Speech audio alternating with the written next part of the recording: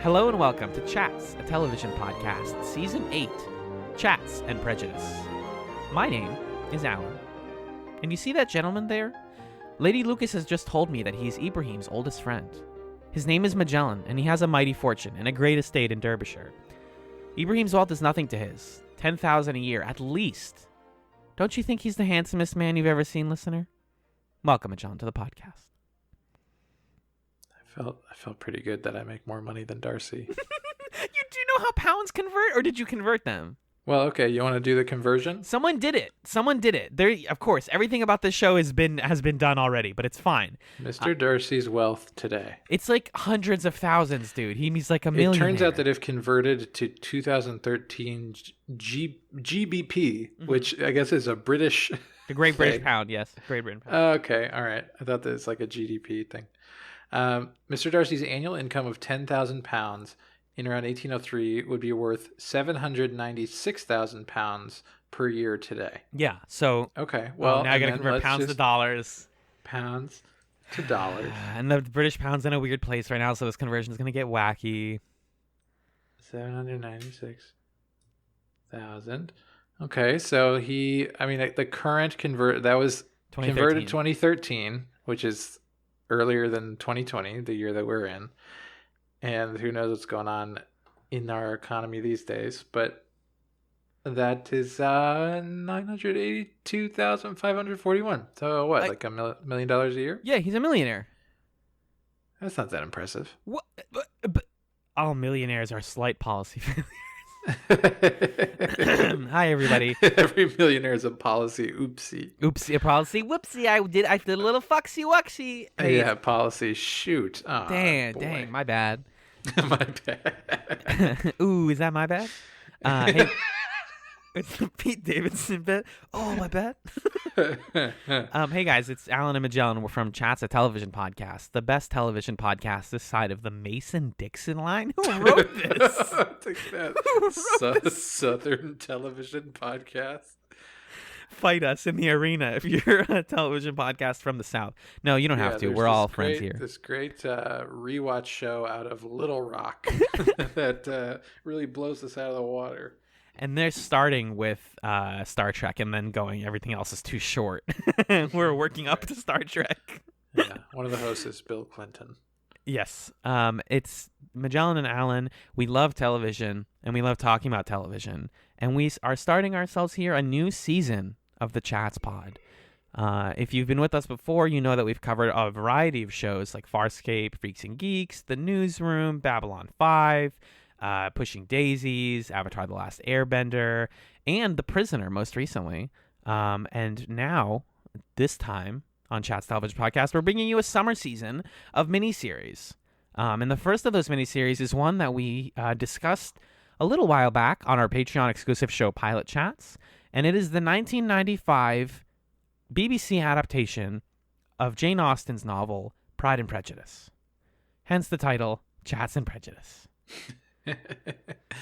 Chatz being our cardinal sin. That's what that means now. Yes, and as there's a moment in the episode where Darcy says something like, "Every disposition is prone to some cardinal sin. Kind of evil." Or yeah, this is our evil. It's just talking about television. That's so true, man. That is extremely true. Yeah. I don't think we need to do too much background. I think people are here to listen to us talk about Pride and Prejudice, but we're getting into summer and we're excited to watch miniseries. Yeah. We can talk a little bit about like if we have any particular background with this miniseries or the book or anything like that. Sure, Greg. Ball's in your court then. What did you say? I said, sure, Greg. The ball is in your court then. Thank you for the ball. So yeah, we talked about this in our Patreon episode where we piloted this show, but we can sort of reiterate here for people who are just on the main feed. For me, I don't necessarily have a special connection to. Well, no, hold on, I'm selling myself short. My mom really, really loves Pride and Prejudice a lot. She has seen every version of it that she can find. I was talking to her on the phone because this is a little teaser. We're gonna have her on next week, and I was talking to her and she was saying about the movie Pride and Prejudice and Zombies that it took her until her third watch to really like it. Oh boy. So Oh boy. that's the level of committed and passionate that my mom is about Pride and Prejudice. So it was on all the time when I was a kid. It's weird watching it now because there are scenes that I've seen a bunch of times just kind of wandering through the living room that I didn't know what order they were in. I didn't really know fully who the people were. I just know that there's Darcy and Elizabeth and that they love each other or something, but it's tricky. And That's the plot summary of the whole show. You actually got it. right. That's what it's all about.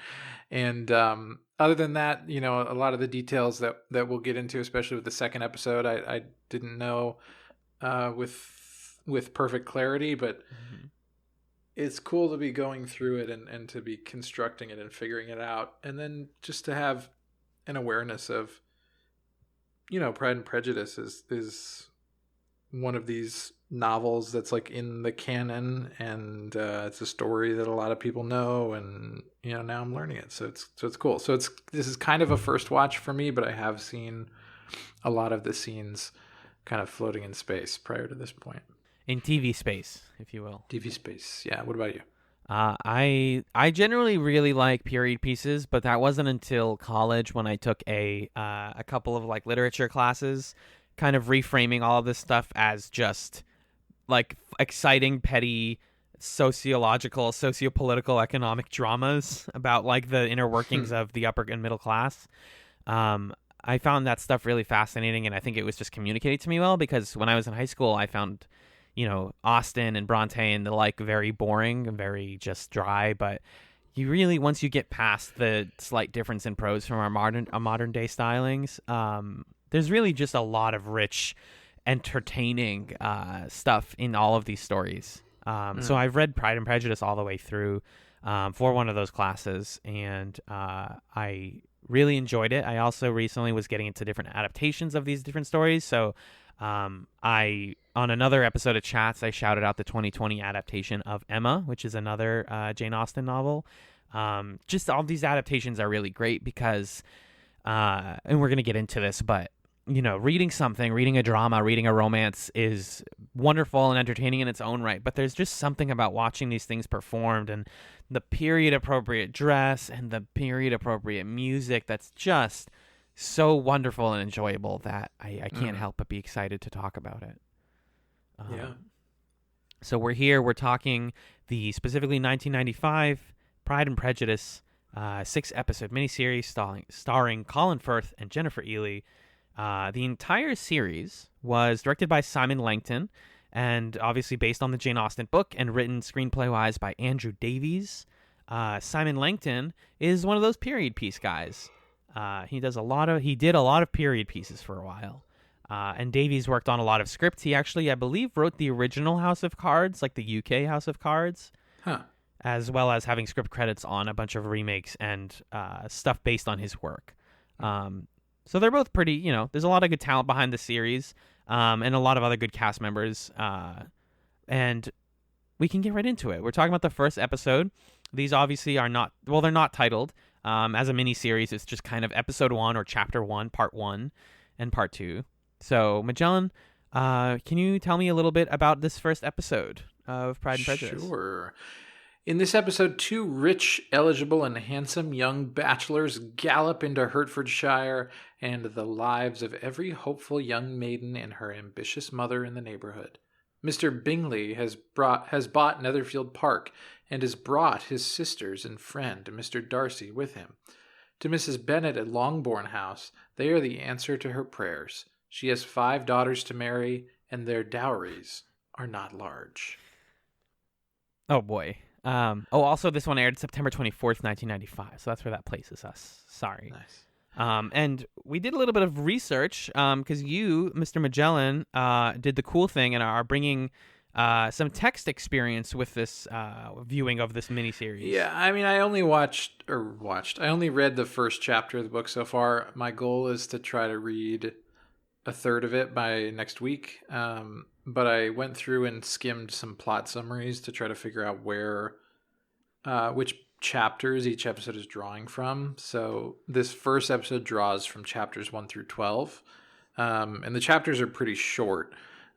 Each chapter is like a couple pages long. So all told, chapters 1 through 12 is probably like around 30 something pages, maybe 40 something at most.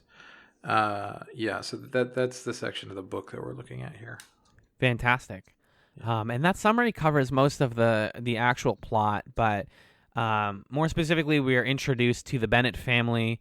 We have Mr. and Mrs. Bennett. We have Elizabeth, our sort of protagonist of the series, Lizzie, her older sister Jane, her younger sisters Lydia and Kitty, and Mary, who is the best sister. I don't think I'm missing a sister. I think that's everybody. That's everyone, yeah. Fantastic. It's a lot of kids. And we're introduced to their dynamic as a family early on. The early scenes are all about Mr. and Mrs. Bennett kind of bickering at each other in a really playful and funny way. And we learned that, Mr. Bingley has purchased the mansion nearby their house. And this is a family that doesn't have any sons, so they're worried economically about who the inheritance is going to go down to if none of them get married, because these girls are all approximately of marrying age. So it's time for them to start going out, being social, playing the social game, the romantic game, and hopefully falling in love at the same time. What did you think about this stuff? If they don't, then it's not a big deal. If they don't, it's fine. All right, Charlotte Lucas, go off. What did I think of this first episode? Is that what you asked? Yeah. Well, first of all, I wish that we still lived in the time where houses had names. You can just call your house whatever you want, though. No, nothing official, obviously, but, Hertfordshire is a great name. They're calling it Longbourn House. Longbourn House, cool. Netherfield. These are great names. Yeah. I'm going to call my house Ibrahim Fields. Just name field. Good. That's good. We went. This is our second. This is our second time watching this episode, and I found it just as engaging as the first time. This does a really good job of introducing you to the characters and taking you on this sort of up and down beginning moments of the, I guess, courtship, but they're not really courting yet, of Lizzie and Darcy. Selling you on both why they might be kind of grumpy with each other, but also why clearly they are, meant for each other, I guess.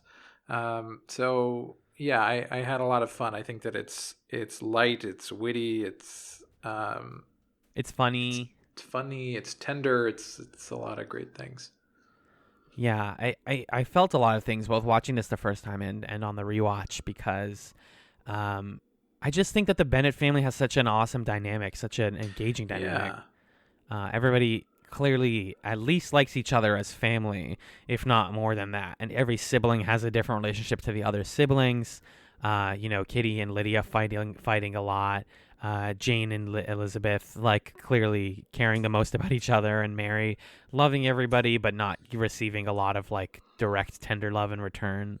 Both as the youngest and the least conventionally attractive one, you kind of see that tension. And again, the Mr. and Mrs. Bennett dynamic is so fascinating, because this is the parental dynamic that these kids are being exposed to. Mr. Bennett likes watching his wife get flustered and stressed out about whether her kids are going to get married or not, and whether the men coming to their house are rich enough for them, and all this stuff. He clearly he gets a little bit of pleasure out of seeing that stress kind of bubble up. Yeah. I still love the line where she says, "Oh, you don't understand my nerves," or whatever, and he says that they've been my closest friends for years, or something like that. And that's in the book also. Yeah. In chapter 1. So I would hasten to say that probably most of the good zingers are just lifted straight from the book. It's the great thing about an adaptation is you don't have to have somebody punch up the dialogue, because it was already punched up by the writer of the book sometimes. Right, yeah, you just kind of cut away the stuff that isn't punched up, and then you just keep the best stuff. Yeah, and then this is our first I think we can kind of start there. This is our first show that we're watching for our show that's an adaptation. Mm-hmm. I can't think. We haven't covered anything else that's an adaptation, right? Not that I can think of. Yeah, I don't think so. We've watched movies for our commentaries and stuff that are, but um, this is the first show that we're watching that's adapted from a book, and I think that there are just things that you get from adapting a book that are harder to generate without doing that, like the fact that the dynamics between all these characters are they already feel so lived in, and Yeah. so clear. I think that comes from those characters being explored and fleshed out over the course of the novel, and then all the actors reading the book and the people making the show sort of taking the best, strongest moments of characterization from the book. And, that I think that's why this feels like everyone feels so grounded, but also really specific. Mm-hmm. It's kind of like a couple notches below like sitcom archetypes almost, where the mom and the dad definitely have a relationship of he's flipping through the newspaper and he's like, yeah, whatever, honey. But they are making the choice to portray him in a really warm way that I think is probably from the book. Mm-hmm. That kind of gets into an interesting question with adaptations, which I hope to examine more as I read the actual book, which is like, how much of the meaning making here is happening because of how things have been interpreted and presented by the creators of the show. Yeah. Because I was thinking about the context of like if I were to have read Pride and Prejudice in high school, and reading that first chapter, I read it after having watched the episode Mm-hmm. the first time, and that line about like the nerves or whatever, I can read it in the voice of the guy from the show because I just watched the show. But it made me wonder if I was in high school and I was just reading that, like, would I have gotten it? Would I have laughed at that in the same way? And so there is a lot of value in this miniseries, I think, especially if people are if they're young people reading the book in the present day and they need something to kind of help them to understand the subtleties and the nuance of what's going on in the book, this can be a really useful tool. But then also it does some of the work for you, right? It does some of the characterization for you. It gives you a close-up when you know that a character felt a certain way about something, and maybe that's implied in the book, maybe it's described in the book, maybe it's not mentioned in the book, and they're just kind of bringing that in. But it's an open question with adaptations of how much is it a kind of fair and faithful telling of what goes on in the book versus how much is it like this is our take on Pride and Prejudice. Perhaps this adaptation has a little bit more humor and a little bit more direct, like warmth, because it's trying to be like a modern adaptation, not only like a strict adaptation. And I think that term is so broad, adaptation, because you can very easily say, like, we want everybody to speak exactly like they did from the book and just read the book. Like, the example of, like, a remake that I always think about is Gus Van Sant's remake of Psycho, which is non-traditional because usually remakes are like, we updated things, we made them new, and we changed things. And that remake of Psycho is a shot-for-shot remake. Like, he didn't change a single thing about the original, which is weird. And for a lot of people, it didn't work because it's like, why would I watch this when I could just read the thing? And right. This being 6 episodes, I think to what you were saying about it being more digestible and understandable for people trying to read the text, it makes sense because you're taking out all of the getting to these scenes, all of the other scenes of like Jane and Elizabeth hanging out together and talking to each other, because we can implicitly understand through the medium of television that these characters like each other because this scene shows it.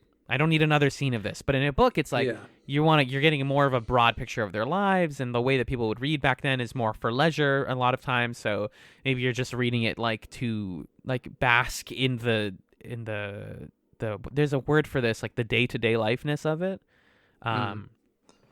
That aspect of it. But with this 6-episode thing, you're just getting from, we are hanging out, here's the entire family dynamic, here's the first ball, here is meeting Darcy for the first time, here's the second dance, like just the beats that push the plot forward. It this is obviously a cliche, but they say a picture is worth 1,000 words, right? Of course it is. And it just really got me thinking when we're introduced to Jane and Lizzie. First of all, Jane and Lizzie are like the warmest female-female relationship I've ever seen on TV. Yeah, we complained enough in past Chatz seasons about problems with portrayals of women, and then we were like, oh, let's just watch Pride and Prejudice. Oh, they did it. I've never seen a better representation of two women getting along with each other ever.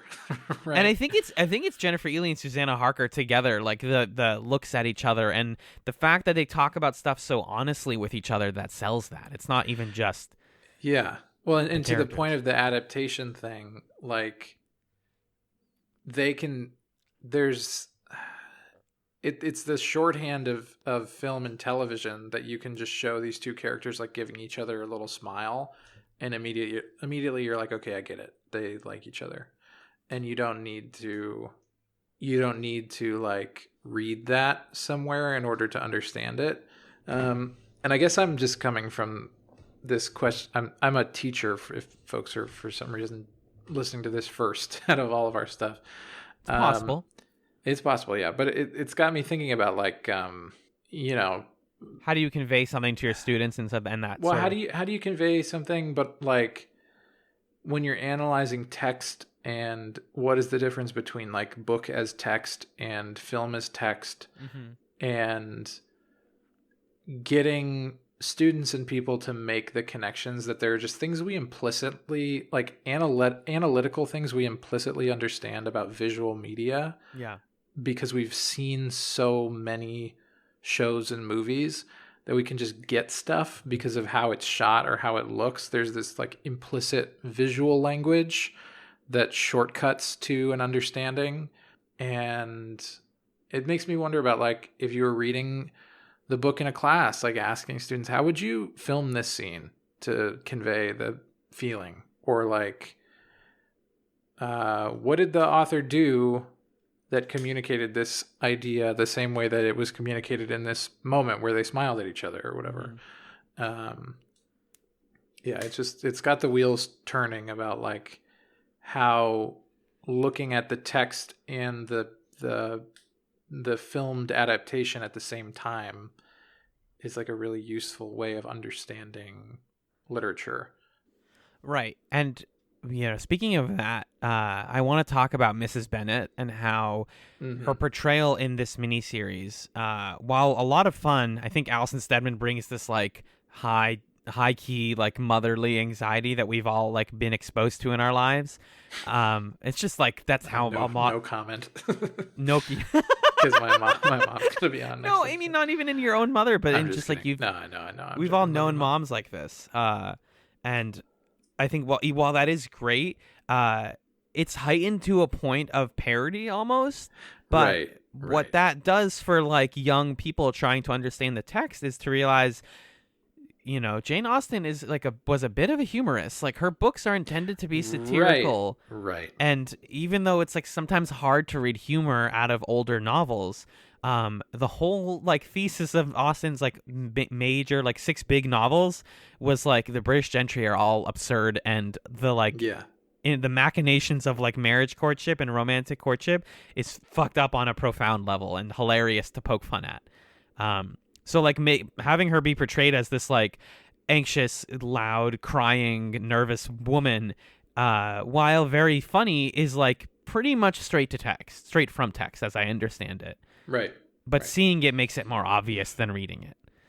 I think there's that great scene that we didn't comment on in the pilot chats, but when Jane and Elizabeth are talking and they're like braiding each other's hair or touching each other's hair, um, Elizabeth leaves and says goodnight to all of her sisters, and then walks by her mom's room, and she just goes like, "Goodnight, mother," and she's like, "My head is very ill tonight," and she's like, "All right, mom, bye, good night." It's like I can just see that. Like it just feels so real and hilarious. And that's another like language of film moment where, because that's shot from like the hallway looking into the room and she's kind of far away in the room, you're like, okay, this is supposed to be funny. Yeah, it's Seymour, the house is on fire. Oh, mother, it's just the Northern Lights. It's Right. just Right. Is steamed hams an adaptation of Pride and Prejudice? Let us know. Chatspot@gmail.com. We'll have to do a close reading to figure that out. For sure. No, but I agree with what you're saying that at least in the case of Mrs. Bennet, it definitely feels like the show is trying to make clear a characterization that is happening in the book. That, yeah, I think if you were in high school and you were just reading the book, you'd be like, what? Why does she suck so much? I don't get it. Is she like bad? Yeah. Or you wouldn't even register. You'd be like, she's talking old-timey talk just like everybody else is. Yeah. But it's like seeing, what I was thinking of is it's like, reading a Shakespeare play in class and then going and seeing it done. And being like, Othello's about racism. But it's just like, I don't know. Like I remember when I saw Romeo and Juliet at the Oregon Shakespeare Festival a couple of years ago.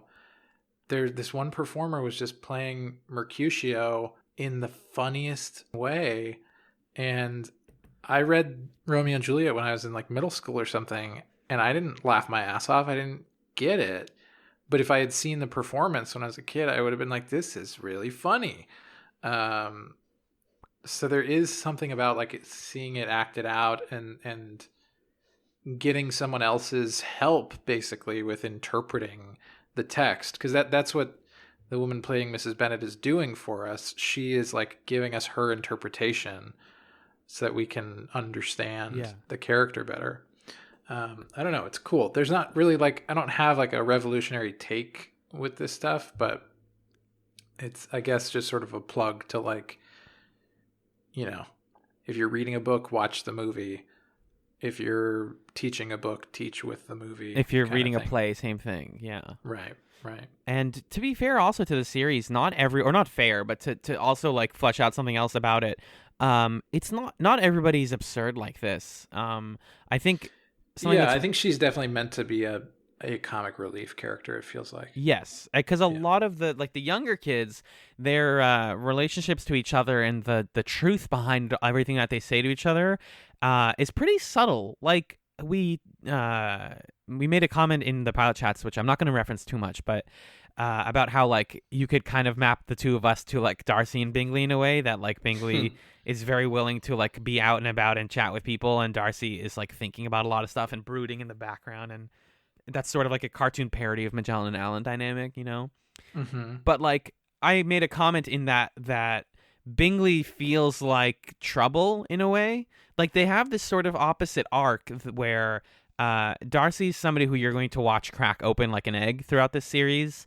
Mm-hmm. It still gets me, that scene where he watches Elizabeth play with the dog outside of his room, like almost brings me to tears. And it's just well shot here because it's being filmed from the inside of the window looking out. But then like Bingley is not implicitly a shitty guy in this first episode. We don't know that yet. I mean, he's just not a deep, loving guy, right? Like that's, I think, the difference is that Bingley is such a gregarious, smiley dude, and everybody loves him, and we think he's great. But he isn't at any point shown to have like deep feelings. Yeah. Well, he talks about like, oh, I came here because like the people here are interesting, and it's like, you're a rich dude that came to like this like lower class town to like live nearby because you're like, oh, all these ladies are weird, and we know about them because they're so ridiculous, and like some of them are really cute, and I like the sexy women here. Like he seems a little self-interested. Certainly, yeah. He's also, I think, a little even though Darcy is like deeply elitist and Uh-huh. douchey, Yep. Yep. Yep. and Yep. we Yep. Yep. can't really redeem that. In a way, there is a soft elitism to what Bingley's doing, because he's like, oh, let me summer in the country and see what all these country bumpkins are like. And they're like, dude, we live here. Like, Right. this is our whole life, and you just get to come here and visit and be this like foofy guy who comes to our parties and flirts with all the girls and tries to like get with people and then leave. Like, this Yeah. isn't Just because he doesn't laugh when Mrs. Bennet says that they dine with 4 and 20 families doesn't mean that he doesn't think the same things that his sisters do. Yeah, the men in this series are so fascinating. Not even just Bingley Darcy, but we'll talk about in the second episode the indubitable Mr. Collins. Just the way that they all represent like different types of rich men and just men in general who like feel things owed to them or feel like they are a gift to the world in a way. I felt that a lot more on this second rewatch about Bingley. There's in the second like big dance scene, he's got this like bright, just very loud blue coat. It's like he is here to turn heads. Like he's trying to be, and he always talks. And this is again in the performance. He always speaks so like one octave louder than everyone else, and very like clearly, because he's like, you're going to be listening to me right now. It's like Right. he distinctly reminds me of I didn't take speech classes back in the day, but I used to watch a lot of videos about how to be more eloquent when we first started podcasting, because I was very, very nervous about how to talk on the microphone. And Sure. the way that they teach you to like, keep your mouth wide open and to always try and be a little bit louder than you think you need to be is totally the Bingley way. And I just can't fully trust someone like that. Well, and I wonder, I don't know. It makes me wonder, because this is such a trope, right? Of, oh, the guy who seems like a really nice guy to everyone, but actually he's kind of a jerk. And it makes me wonder, like, is that just something we all tell ourselves about how characters work, or is this a truth about life?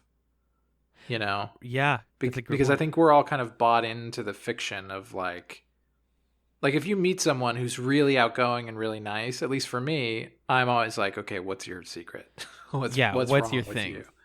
And if I meet someone who's like quiet and kind of like mopey, I'm like, what is the beauty that's lying inside you? How can I break open this fragile spirit? You know? Yeah. And I think I don't know, I think everybody, maybe not everybody, but stories have taught us that that's true, that whatever people are on the surface, they're the opposite underneath. And I don't know if that's accurate. Well, I also don't know if Bingley is going to be revealed to be like, it's like I think he is. This is a really weird comparison, and I wish I could think of better words for it. But like the way that people can be like unconsciously racist, like Sure, they don't yeah. intend to be, but you just see them say awful things, and you're like, oh, do you not realize? You don't realize it, do you? Like I Yeah. see his arc so far, and again, while I did read the book, I don't remember where this goes. He's probably going to marry Jane, and it's not like he's going to Yeah, it leave seems her. like it. That doesn't seem like societally right. But he's probably just a terrible husband, or like, Yeah, but they just go but off and it's terrible in fine. the way of like Like not like he's not- abusive necessarily. I don't think that's Mhm. how it goes. I think it's either like he doesn't respect her very much, which is likely because he's kind of doing the like I'm bringing you up into my life in the grooming way, or like doesn't give her the agency that she deserves or something like that. That's yeah, my and guess. doesn't ever like, he just doesn't feel deeply, I think, is what it is. That's a and good- yeah. I think he'll be able to say like, oh, Jane, I love you, Mm-hmm. but it doesn't seem like love really matters that much to him. Yeah, and I wonder if that's because with Jane too, like all of the sisters are gonna have some sort of minor, small bit of arc. But like she seems like she doesn't even know how falling in love works yet. Like she hasn't. She wants it to work out. She wants to marry for love, but she kind of quickly sees somebody make eyes at her and goes like, "Oh, is this the one?" Like she's just a little hasty to do that because she's pressured so much by her family to be the first one to marry because Right, she's 'cause the she's the conventionally eldest. attractive one and the oldest. Yes. Yeah. They say both of those things a lot. I think it's appropriate and realistic, but also disheartening how much the Bennett parents tell their kids, like, you're the attractive one or you're not the attractive one. Like, you're the one who needs to get married because people like you. Mm. And Jane is being exposed to a lot of that. So, like, maybe her relationship with Bingley is that, where she's like, I fell into this realizing I don't actually know you or something. Right. And it definitely we get a lot of different characters' opinions in this first episode on like, you know, the reasons to marry and whether love is possible or whatever. And I think on the opposite ends of that spectrum are Elizabeth and her friend Charlotte, who looks like Kobe Smulders a little bit, She by the way. totally does. That's a good call. Yep. I looked it up and I don't think they're related, but weirdly I was like, okay, she looks like Kobe Smulders. Yeah, like a younger Kobe Smulders, yep. Uh-huh. But Charlotte's point of view is like, you don't know. You'll You don't never if you're gonna know. be happy. So you can't judge, you can't get married based on like happy or love. Because who knows? So you need to just hitch your wagon to the first good thing. And Elizabeth is like, well, Jane, I'm going to be an old spinster teaching your children how to play their instruments poorly. I thought that was very cute. Yep. And Jane's in the middle of like, I want love, but I don't know if it exists. Yeah. I'm just not sure. And then, I think she's going to stumble into a relationship that is like good enough. Yeah, maybe it is just good enough.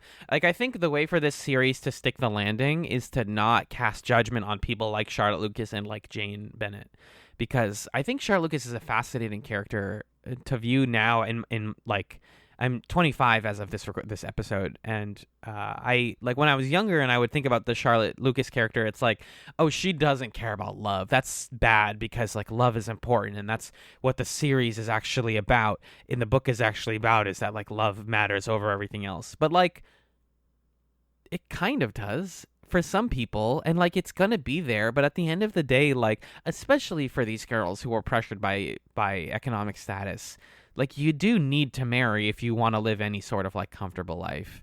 And Right. whether or not that is for love, like it would be great and wonderful and hopefully last longer if you fell in love with this person. But you can also just settle and then like live your own life like separate and try to carve out your own existence separate from your spouse. I think there's a validity to that I didn't pick up on when I was younger. And this society just affords women essentially no opportunity to make the choice of if they're going to marry for love or not. Because it's really a foregone conclusion of the only way that you can have a stable life is if you marry well.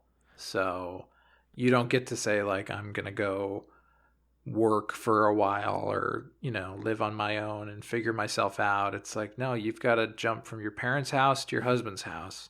And you better hope that he's good, because I don't know the laws of early 1800s England, but I would imagine that women don't necessarily have like the legal power to get a divorce around this time. That's the kind of things we're talking about here. I don't even know if that's a thing. They talk in the second episode about like who gets the deed to their house. And the sort of stress around that, like if you guys don't get married, then it goes to Mr. Collins. Well, he's going to get it no matter what, I think is the idea. Oh, interesting. Okay. When the dad dies. I see. But yeah, to the point that you're making, like it's frustrating, but also like you think that we can distance ourselves from this time and say this romance doesn't matter to us because we don't worry about marrying for status or marrying for money. But like plenty of people do. In fact, a lot more people than we like to admit marry because it's comfortable or marry because of pressure from family. Like that's just honestly maybe more common than not. So well, yeah, and the thing that messes me up about it sometimes is you hear about like how in arranged marriages they're more likely to last or something like that. Isn't that a thing? More stable and happier, yeah. Because there's just something about like, okay, it's you and me. Now let's figure it out. That is like in some ways the lasting version of what love is, right? Yeah. Because those sort of like initial feelings of infatuation and obsession that we call love and that are love, I think, but Hmm. it's a very particular moment in love and kind of love. For some people, those feelings might change or might go away, or those feelings aren't enough to keep something together. Or what if you have those feelings for somebody else along the way, right? And so Hmm. that's why half of marriages end in divorce. So I don't know. I mean, I think that still, I agree with you that these are questions, even if it feels really old fashioned, this idea of like, I've got to marry off my daughters to the best man or whatever. Uh, we are still reckoning with these same things today in our society of like, how do you fall and stay in love and be with someone forever? How do you do that? That's like one of the hardest things And like, that all of us have convinced ourselves that we're all going to do. exactly. Because I do believe in the concept of love. Yeah, I was going to ask you, I have two questions for you. That was my first question is, do you believe in love? Yeah. That was me making a little Jet Set Radio reference for the cool kids out there, by the way. But I believe in love as like something that you can feel and something that can propel you to establish a relationship with someone. But what I don't believe in is like prioritizing love over like a marriage that you're already in. Like I've watched a lot of different stories about like people who are already married that discovered that they loved someone else and the like stress that comes from that. And I do think that's a fascinating thing to tell in stories, but I just haven't like seen that happen that often in real life to where it feels like maybe you should find somebody and stick with them and try to like not uh like jump towards someone that your heart points you to, because ultimately your heart is going to be a little bit fickle, and it's not going to always guide you to what's like overall best for your life. I don't know, that's a little bit cynical. I think a lot of people might read that as cynical, but um I think that's honest to how I feel about it, because like you also, when you're with someone or understand that you're going to be with someone, have to put up with so much negative from them. Like I'm sure Elizabeth hears plenty of times in this episode that Darcy is kind of a shitty dude, but she still like feels this little whisper in the back of her heart that's like, this guy's awesome. And even though he says things like even savages know how to dance. Like, sorry, that was a long-winded answer. What were you gonna No, say? I appreciate that answer. I think I disagree a little bit with you. Um, yeah, because I don't know. I do think that that love is a thing to like go towards and a thing to seek out and um, a thing to follow. I don't, and I do think it exists. Mm-hmm. I think I also maybe am. I used to be of the opinion that like you'll be in love with many people over the course of your life Mm-hmm. kind of thing. Mm-hmm. And I think that I'm moving away from that idea. And generally I think what I would say, I believe, is like you can be content with, you know, you can be content with any number of people Yeah, that yeah. are fine, right? Like think about how many friends you have and just imagine that you like had to live with them and sleep in the same bed with them forever, and it would probably be fine. Yeah. um Like but there's there's struggle there, but you can get past it. yeah, and that's a kind of love, but Mm-hmm. like there is romantic love that is different than that is, you know, special, and I think a lot more rare, and you know, maybe you only find it once, or maybe some people find it more, I don't know, but where every little thing that the person does is special to you and stays special to you. Mm-hmm. And you know, years and years down the line, you're still Darcy looking out the window watching Elizabeth play with the dog, and you're like, yeah, for some reason the way that this woman plays with a dog is like the most beautiful thing I've ever seen. um so I believe in that. Okay. I think it's really hard to find, and it takes work to keep. Of course. But yeah, I don't know. If you find it, follow it. Absolutely. Yeah. I mean, in that case, I definitely support it. What was your second question? Do you believe in life after love? Love. I can hear something inside me say, "I don't think I'm strong enough." No. Yeah, I believe in life after love. Why not? Okay. It happens. You can still exist afterwards. You're still your own person. Why would you not believe in life after love? Cher, excuse me. Cher, come on. Come on. Cher's apparently been wilding on Twitter lately. Not lately, always. Yeah, she might. That's great. Who knows? I think shout outs to Cher. Perhaps. Tentative. And then yeah, we're talking about like family pushing you towards relationships and the like societal pushing, but we after this main dance scene, by the way, there in this dance scene we are introduced to the military folks being stationed in Hertfordshire. Mm-hmm. Do you think that's gonna go anywhere? Like war? Well, you think a war's gonna happen? I don't think war's going. I wonder if like someone's gonna get conscripted or something, or if it's just like, yeah, this happens all the time. Because in the second episode, someone talks about like, well, in this one they're like, yeah, we're stationing the men here for training because it's their. He says it's their winter, so like they have the time to just be here and hang out. So it's basically for the sake of our narrative, and it's an excuse to have a bunch of single hot men just be in the area, singles in your area, yeah. Right. So,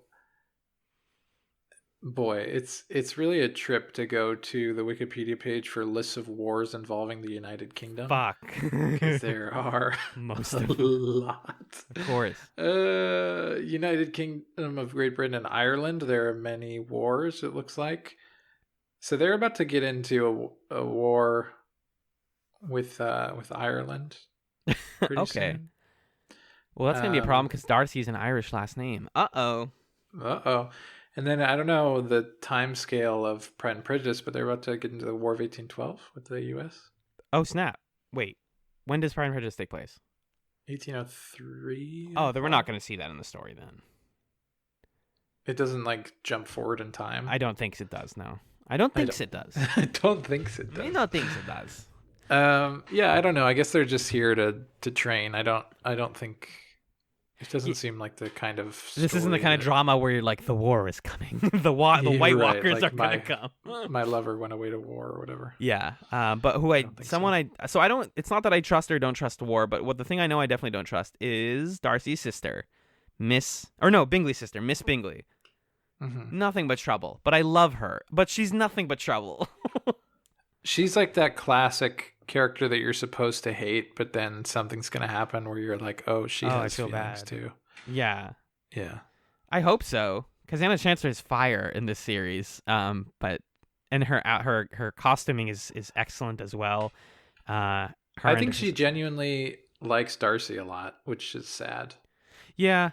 Because he's not interested in her. And especially like a woman of her, like what she's used to in life is like you just get these things and like these men just live with you and then you fall in love with them and it's easy. And she's like, wait, now this person's like snatching him up from under me. Like why?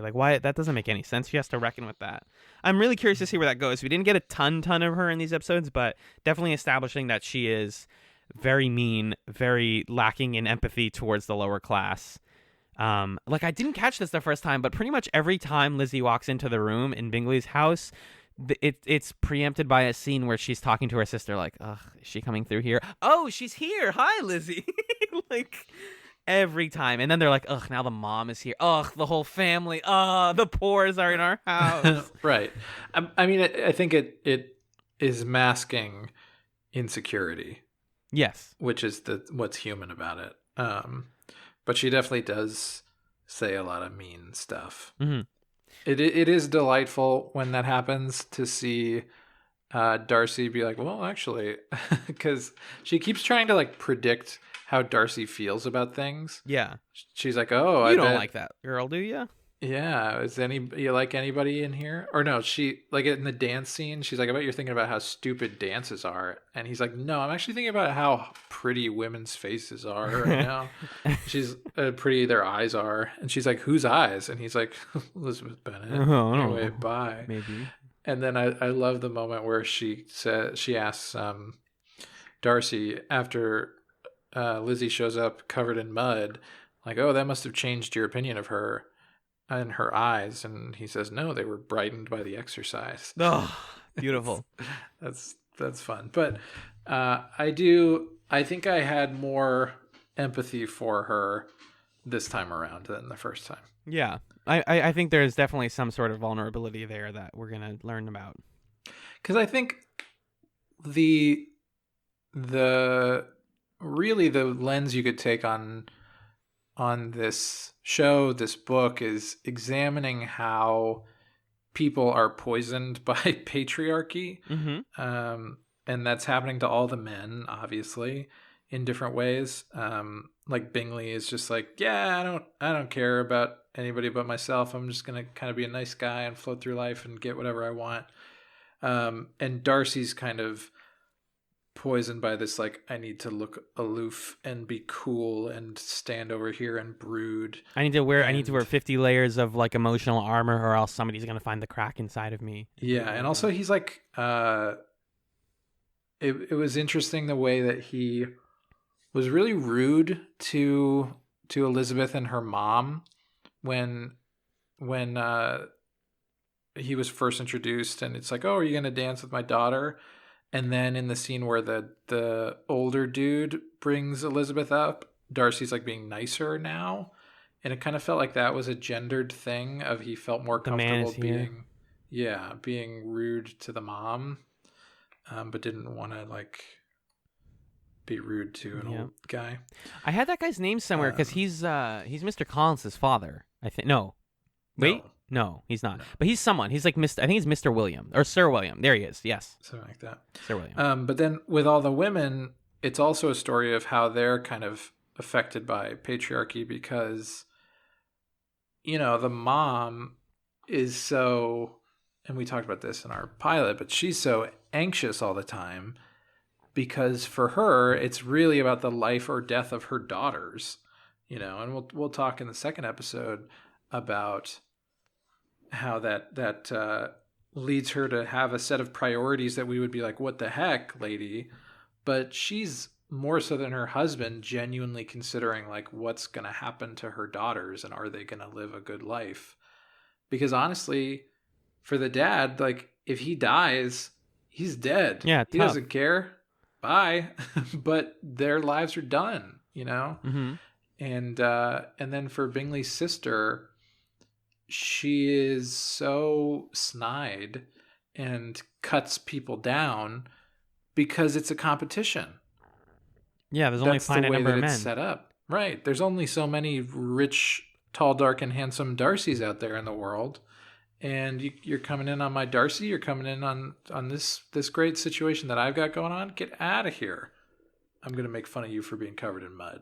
There's this scene in this episode where I think Lydia and Kitty are talking about how excited they are for a ball, and one of them is like, oh, it's going to be like, 14 men and like 7 women, and then the other one's like, I thought it was 6 and 10, and she's like, and then you cut over to Elizabeth and she's like, yeah, not too many women.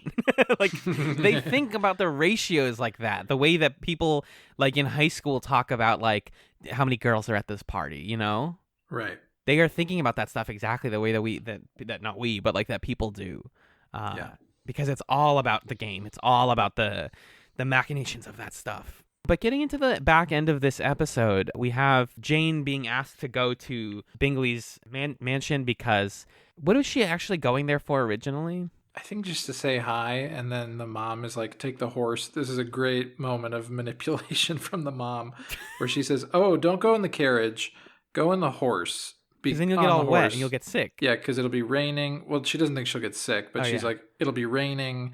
And then you'll be like, oh, I can't go home in the rain. I don't have a carriage. And you'll have to stay the night. And they're like, Mom.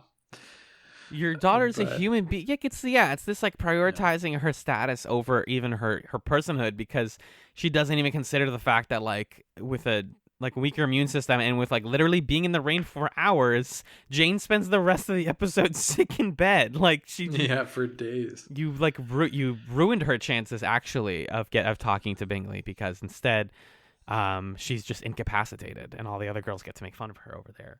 Yeah. And Elizabeth goes to visit by foot, and I love that she just, when she walks over, she like does the stepping in the mud thing, which again works so well in a television adaptation, but would be kind of weird to be like, and then she walked in mud and didn't care in a book. She just walked, and immediately she sees Darcy. He's like the first person that she sees, and he's like, "You came here," and she's like, "Yeah, I did." He's like, "By foot?" She's like, "Yeah, I did." He's like, "You're covered in mud." She's like, "Yeah, I am." He's like, "Okay, I don't have any more barbs to shoot at you. You can go inside now." And then she has a bunch of like back and forth with the Bingley sisters and Bingley himself. Everyone's like playing games. She finds her sister and talks to her. And then after like a day of that, Mrs. Bennet comes in and basically gives Darcy the business. And tries telling him like, "You're actually the shittiest man here, because all you ever do is talk about how you don't like these types of women, and that we're all shitty and we're like poor people and this area sucks, and I'll have you know that we dine with 4 and 20 families." And then everyone laughs at Mrs. Bennet. Don't ever laugh at Mrs. Bennet. I won't allow it. And then it turns towards Darcy and Elizabeth, because he's watching her play outside with the dog. And then he gets his shower, and what a dream role it would be to just be the shower boy for Darcy. That's like the role I want. I was thinking, like, imagine taking a bath like that, where someone just another person just pours water on you while you sit in a tub naked. Yeah, and it's probably cold water. Yeah, they just dump a bunch of cold water on your back, and that's it. That's your bath. Yeah, it's your bath. Good night. Good day.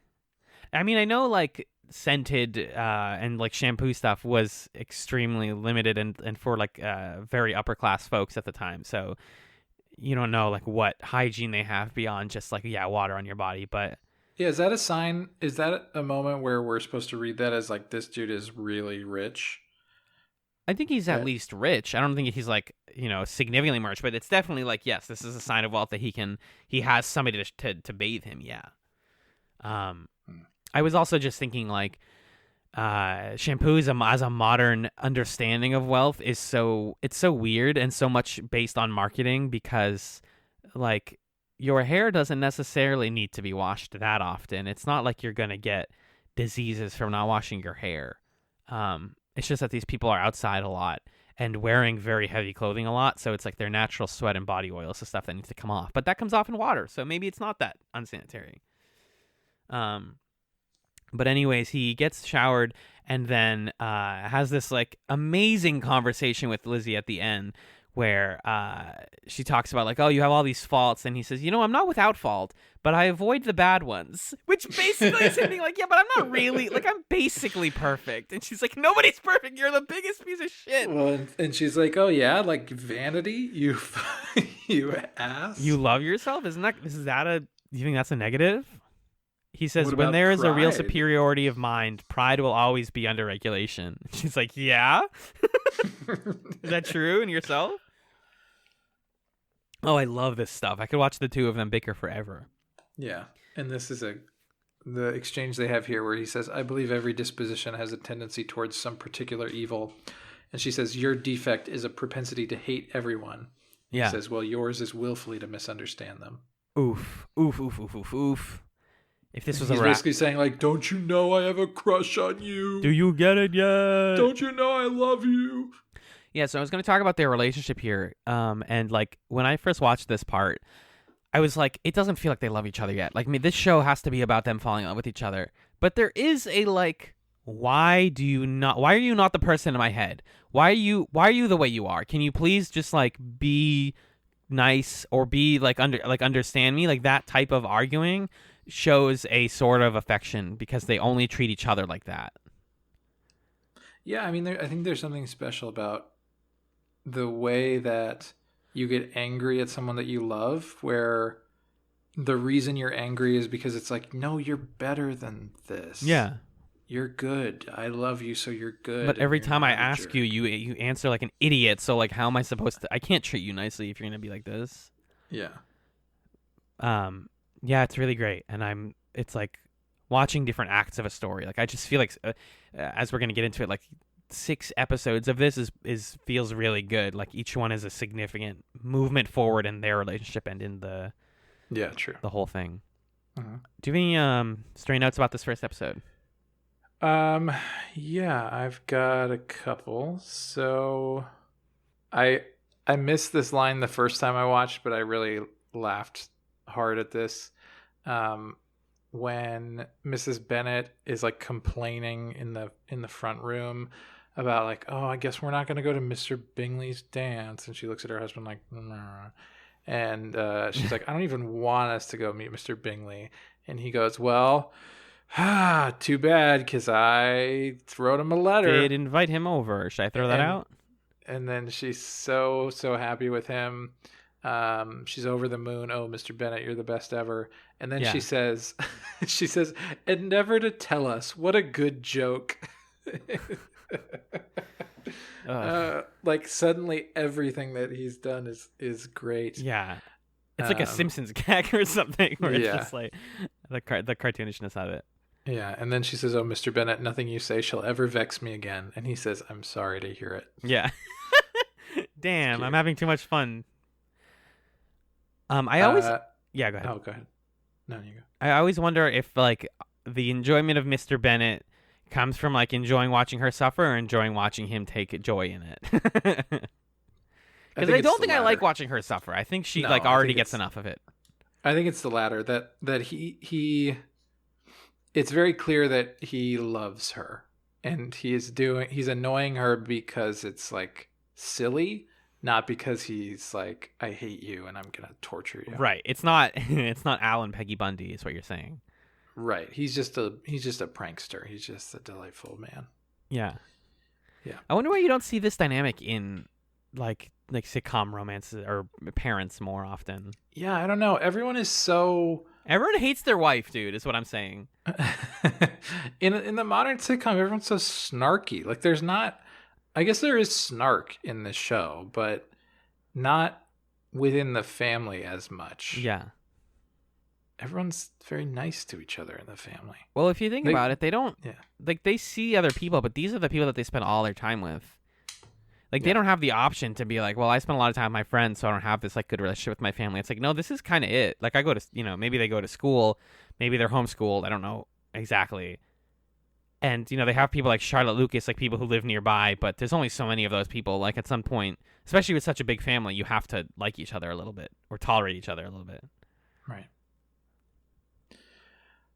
We didn't talk much about Mary in this discussion, but Mary is delightful. She has this line where she and Lizzie are hanging out on the side of the party, and Mary's like, yeah, Lydia and Kitty are dancing, and that's cool, but I believe the rewards of observation and reflection are much greater. I'm telling you, Mary is better than the rest of society. Yeah. She's just... And it still bothered me when Lydia yelled at her to play a jig. Yeah. Nobody wants your concertos here. Yeah, it's like, let her fucking play the concerto, you terrible people. Yeah, I mean, she's being, again, imposed upon society by the rest of us. Do the stuff that we want you to do. Be the younger sibling that follows orders. And, like, accept your position in life. You're the musician person. You're not the, like, you don't get to dance with everyone. You don't dance with everyone else. Mm-hmm. I didn't catch the first time that we watched. This feels stupid, but I didn't catch the first time we watched this. The parallelism of, like, first Lizzie is offered to Darcy and he turns her down, and then the second time she's offered again and she turns him down. That was cool. I didn't really recognize that the first time. You could, like, take score. You could do, like, a Lizzie versus Darcy thing. Yeah, in this game kind of. and take score. Right. Of who's asking who to do what, who's making the plays. Yeah. Yeah, the story of their early courtship is like they just keep missing one another in, like, how they're feeling. Yeah. There are always moments where one of them really wants to be with the other person. The other person's like, oh, I'm so annoyed. But they just haven't lined up yet. Mm-hmm. Yeah. Someday, probably by episode 6. Yeah, I hope so. And then they talked about how they have relatives in Cheapside from A Knight's Tale. Wow. Cheapside? Or from Canterbury Tales. Hmm? Isn't Cheapside, I know it's referenced in A Knight's Tale, but isn't it because A Knight's Tale is referencing Canterbury Tales? I think it's just a part of London. Oh, is it? Wait, really? Yeah. There's an actual place called Cheapside? Yeah, I looked up in London. Cheapside and got Cheapside Pride and Prejudice. Medieval London sites, also referred to as West Cheap, was a street and market dating back to the late 9th century. All right, I'll eat crow there. That's fine. Cheapside's a real place. Yeah. Let's go visit Cheapside. The contemporary Cheapside is widely known as the location of a range of retail and food outlets and offices, as well as the city's only major shopping center. One new change. Yuck. Bummer. Yuck. Doesn't it suck that London has capitalism too? I hate to break it to you, buddy. It's everywhere. All right. Um, That's all I got. Those are my notes. That's valid. That's so valid. Ugh. Let's take a brief musical break, and we'll be back to discuss episode 2 of Pride and Prejudice. See ya.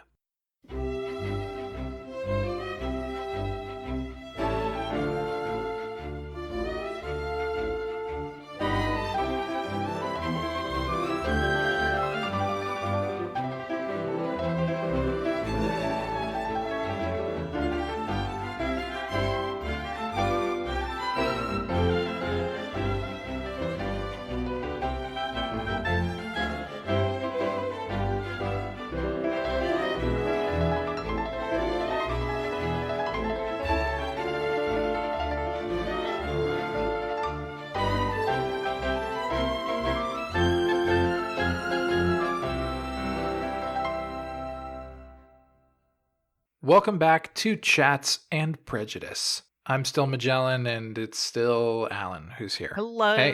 Hello. The second episode we watched this week was episode 2 of the 1995 Pride and Prejudice miniseries, which originally aired on October 1st, 1995. It has the same writer, director, editing credits as the rest of the series, so we don't need to revisit those. Alan, what happened in episode 2? Oh boy. So Magellan, in this episode, the Bennets are expecting a visitor. Mr. Bennet's clergyman cousin, Mr. Collins, who will inherit the estate in the absence of any direct male heirs. Mr. Collins is coming to Longbourn with the intention of healing the rift between his branch of the family and the Bennets.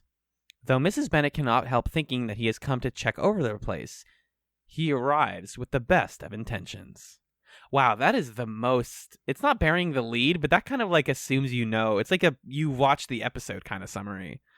Mm-hmm. Yeah, Magellan, I want to start briefly before I ask you what you thought, just saying I didn't know what to expect when I watched this one at first, because now that we've seen the first one twice, you kind of like understand the ground state of Pride and Prejudice, and it's like, okay, what's next? Like, what is the next chapter? Right. And the introduction of Collins as this like narrative grenade totally threw me off. Yeah. I was like, what? What's Who's happening this guy? right This is now? the whole plot is about this guy. Like, not the whole plot, but like the majority of the plot spins around this man. Right. What'd you think about it? I didn't love it at first in the first couple minutes where they're like, here's this gross, detestable man who's at dinner with us now. And everyone's laughing at him or whatever. So I went for a long walk, and then I came back and I watched the episode, and I liked it. I thought it was good. Yeah. Yeah, I think It once you kind of get past, I think what I didn't love about it at first is I just want it to be about Elizabeth and Darcy, and I just want them to talk all the time. And we do get some scenes in this episode where they chat, but once you get past the fact that like Pride and Prejudice is about actually more than that, and is, like you said in the first half, this thing that's as much about social commentary as it is about romance. I think that this episode does this segment of the story does a lot of work towards the social commentary through the character of Mr. Collins. Right. And Yeah. what ends up happening too is that you think for this entire episode that he is only tangentially related, and like him obviously talking about inheriting the house is important, and that's core to the story. Like the deed to their house is such a like center of the narrative beyond just like why she needs to get married. But then, yeah, by the end of the episode, you realize that this Collins guy who's been around and you've been like thinking about as a funny like side character asserts himself as important immediately, and you're like, oh fuck, like this, the show has it feels like the show has kind of like taken the lid off a little bit and released a lot of chaos into it. And it's not just even him. I mean, he mentions that his I'm a little unclear on the like familiar or the sort of social relationship between the two of them, but he name drops Lady Catherine de Bourgh, and we get a brief shot of her as he's like walking out and saying goodbye to her. One of the core things I remember from reading this book the first time is that every reader like either likes or hates Lady Catherine de Bourgh. She's like one of the most contentious characters. She's fascinating and incredible, and I'm really excited for us to get to her. But for now, she's just kind of name dropped, and you're like, that seems weird, but that's just like that name has a lot of flourish to it, so maybe she's important, maybe she's not. Who knows? And in addition, we're introduced to George Wickham, who's one of the soldiers that's stationed here, who has a familiarity with Darcy, and at one of the parties that they're all at, he confides to Elizabeth that he actually they were childhood friends, and now they don't talk anymore, and he avoids him at every possible opportunity. As we understand it right now, he tells Lizzie that the reason for that is their fathers, Darcy's father kind of fucked over Wickham's father in the past. I'm curious about a little where that goes exactly, but sort of knowing the general tone of this series and the whole, like I was talking about earlier, the young people are not always what they seem. I kind of think it's a little obvious that like Wickham is not on the up and up here. Yeah, something is up. I mean, we know that Darcy is part of it is just like we know that Darcy is a main character, and we know that we're supposed to like him eventually. It just is so clearly telegraphed, and also contextually, from the world what happens. So obviously it must be the case that anybody who speaks ill of Darcy is a liar. And so it's just a question of like, when is this guy going to get revealed for who he is? But it might not even be that malicious. I think sometimes people just have a distaste for other people or don't get along when both of them are fine people. Here's how I think about it, and this is why I immediately jumped to that take. Is a couple of smart people in my life have told me that when you're at a new workplace, the first person who talks to you is very important, and also if that person says like, this person's trouble, this person you need to watch out for, this guy's a liar, this guy's a cheat, I'm telling you all this because I trust in you, it's almost always that person that you shouldn't trust. Right. So for Wickham to be, they seem to be at the center of all of the problems. Yeah, and often they're telling you that so that you don't think about them as a bad person. Sure. And it seems to work on Lizzie here. Like, it's only Jane telling her, like, hey, you've met Darcy before and you've talked to him. Like, you have no reason to believe this strange man who's like, I know him. Like, you don't put all of your eggs in this basket and like fall in love with Wickham based on his like sweet words and his criticizing of other people. Like, it seems like Jane's the only person who understands that. But I think we, the viewer, are to understand that, like, we also don't know George Wickham that well, so who could say what exactly is accurate? Darcy is just such a jerk that it's really easy to believe someone when they say that dude's a jerk, because he is. Yeah, he's comforting this bias that Elizabeth already has in her head, where she's like, are the feelings in my head valid, or is this guy bad? And like, if this guy's like, yeah, he sucks, then she's like, oh, thank God, like I just, my gut was correct, like, thank goodness. And he's validating that in a very kind of gross way, I think. Yeah. Or very manipulative. There's a lot of good party scenes in this episode. At one point there was one that was just everybody playing cards. Like when the girls see Wickham outside in the town, they're like, "Oh, you should come to our party." It's just going to be like people playing games. And as fans of board games, I could tell that both you and I would both saw this party that's just multiple tables of people playing cards. Where we're like, Oh "Fuck, I yeah. want to go to that. Fuck, I want to go to that." It's always the best part of any like family reunion situation or big family event or whatever is all that card playing. Yeah, game time. We had to. Yeah. I've told you this before, but we had to stop doing that in our family gatherings because the dads kept Yes. breaking tables. Like friendships were lost over card games. It's pretty lit. That's funny. But yeah, the manipulation of Wickham stuff and the Mr. Collins stuff makes me feel like this episode's sort of central theme is like the evil that men do. Yeah, and it's a central theme of the whole story, I think. Mhm. Yeah. Before we move off cards, by the way, it's just there's something comforting to me about the fact that so many leisure activities are still leisure activities today, 200 years later, like playing cards or billiards. Yeah. We didn't talk about the billiards scene, Yep. but when Elizabeth walks in on Darcy and he's just like playing billiards alone, that's I think one of my favorite moments.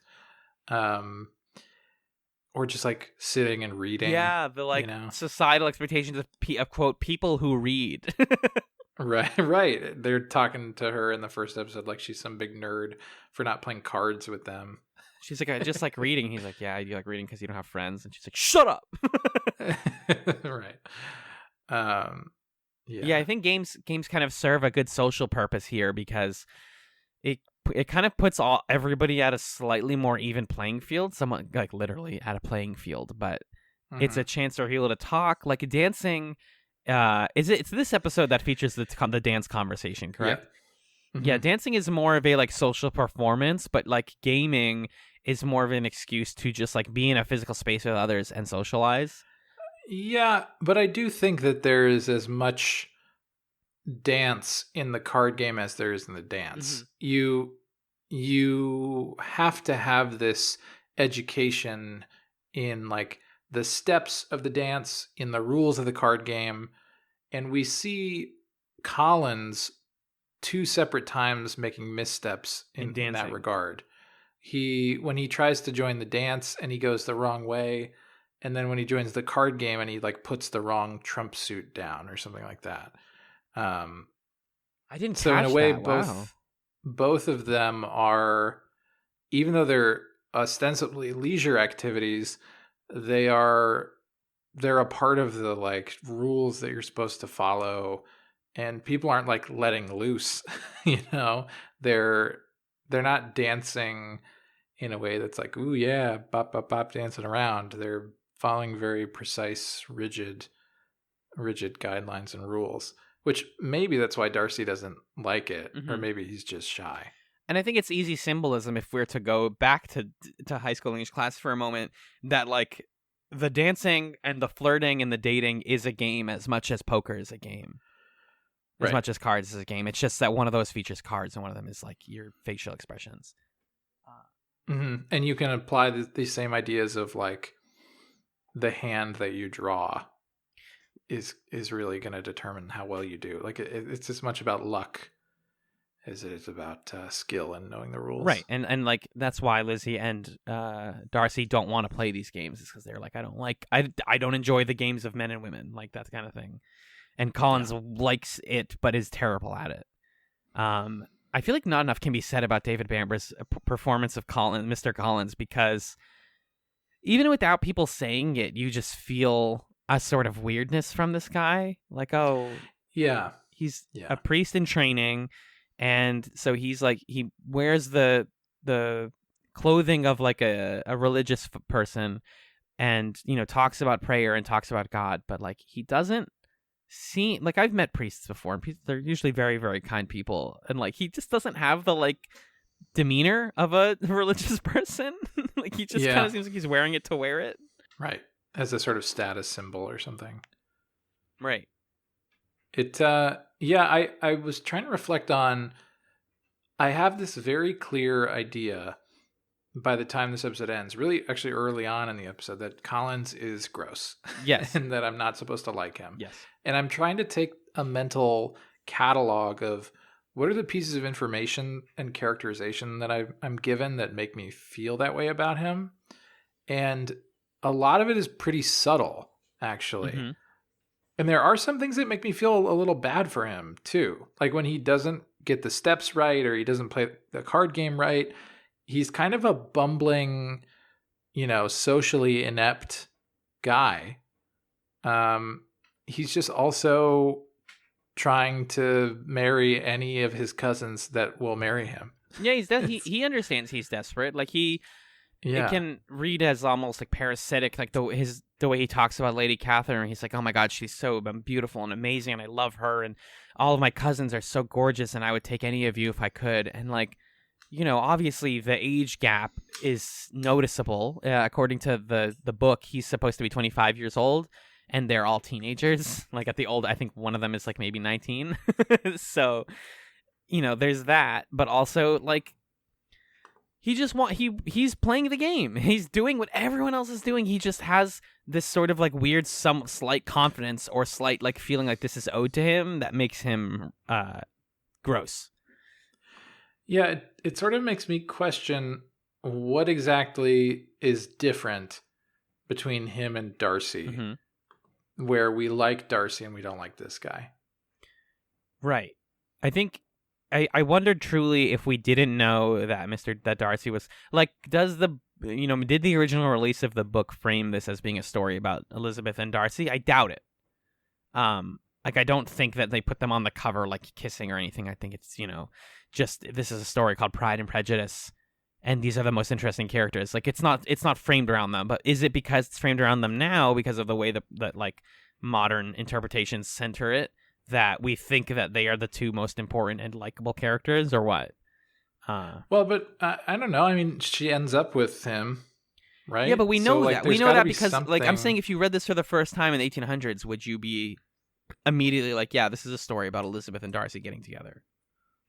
True, but also we're looking at the show. True. And I think in the show, it makes it very clear that we're supposed to sympathize with Darcy.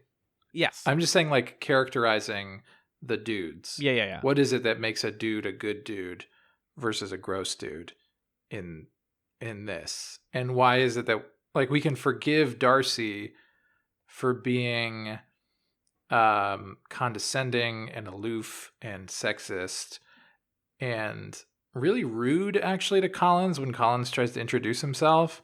And he's like, hey, I know that you're the nephew of Lady Catherine de Bourgh or whatever. Yeah. I just want you to know she's in excellent health.